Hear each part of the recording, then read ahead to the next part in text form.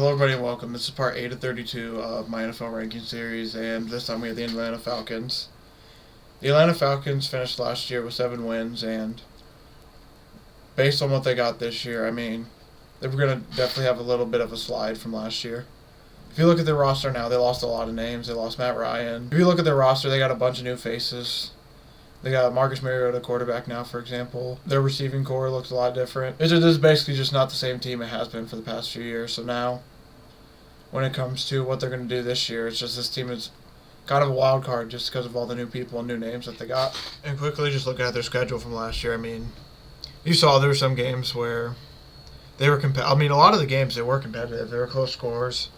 They were right there. Just so there were some games also where they just didn't show up at all. And then you would just look and I don't know, this team just, with it being Matt Ryan's last year and everything, with the writing on the wall basically that it was his last year, this team just didn't seem to really go anywhere. They had some games where they put up some good yards, they put up some good stats, and were fighting and looked like they had a good chance to win. And then they just wouldn't. And then, the games that they needed to win when it mattered, they just couldn't find a way to get it done. Due to it being Matt Ryan's last year too. Now, there's a lot of turnaround on the offense, completely just not like a quarterback now. It's basically between Desmond Ridder and Marcus Mariota. And so I'm assuming that Marcus Mariota is probably going to be the starter week 1. And if you look at their wide receivers, Drake London I think is there, and Bryan Edwards, that's their 2 biggest names. And then they still have Cordell Patterson at running back and Damian Williams.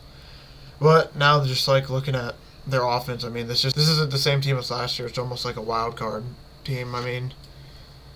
This team could be really, really good, and Marcus Mariota could prove to have some really good play, or they could just falter and then slip up and end up not playing as good as they did last year. If you look at their defense, too, there's Grady Jarrett still there. They have Eddie Goldman in the middle as well. And then basically after that, Rashaan Evans at linebacker. But basically after that, and then Casey Hayward in the back end. They have a lot of good players, but not a lot of great players. Honestly, I really just don't know with this team this year because of all the new turnaround and everything. This team literally could surprise everyone and somehow have 10 wins if they just find a way to get something out of their offensive players. But then this team could also end up having 4 wins just because they don't have all the star power. I'm just looking over. I just truly just looking at this team. I really don't know what they're gonna do. And looking at their schedule for next year, I see this is probably a 6-win, 5-win team again. A lot of these teams now in the middle of the pack are pretty much like wild card where they're going to finish. I think they're pretty much bottom tier of the league for this year. But they can go anywhere between 4 to 7 wins. And, looking at their schedule, they might be good enough to beat the Commanders, maybe. I don't know. They might be good enough to beat the Saints, depending who they have.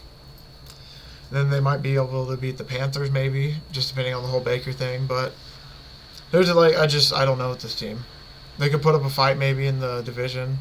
I doubt it, but they're just this team. This team is just a big, big wild card for this year. I feel like. I don't see them making the playoffs or anything, but it's hard to predict their wins just because I really don't know how their offense is going to look or play this year. Matt Ryan and Marcus Mariota are 2 completely different quarterbacks, and other than Cordell Patterson, I think he'll probably have another good year. Kyle Pitts is probably going to have a pretty good year again. He's their best pass catcher. I just don't know, though. Other than, those few names, I really just don't know what they're going to do, truly. But, yeah, based off what they did last year, and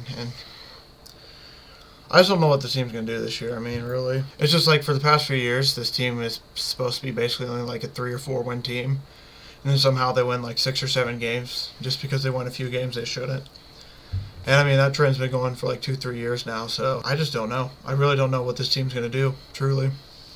I want to say they were going to, originally when I was making this, I had them lower. I had them at about a 4 or a 3-win team, but then I just thought about it, and somehow the Falcons always found a way to get an extra few wins. I don't know if that's Matt Ryan, or I don't know if that was the organization. I don't know what it is, but basically I just think that somehow this team might be able to scrap away an extra win or two and just find the way to a 6 or so win team.